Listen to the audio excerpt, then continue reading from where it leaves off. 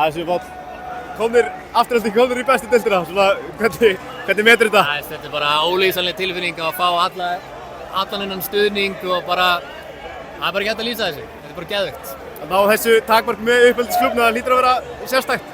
Það bara mjög personal án gríns, þetta bara geggjað og skipti okkur rosalega miklu máli.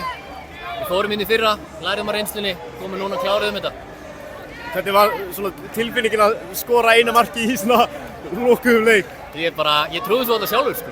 Ég bara sónaði út, síðan einhvern veginn bara gleyma sér í fögnunum.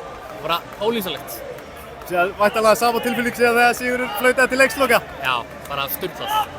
Bara braust allt út einhvern veginn. Leikurinn samt heilt yfir, var alveg frekar lokaður, hvernig metur hann?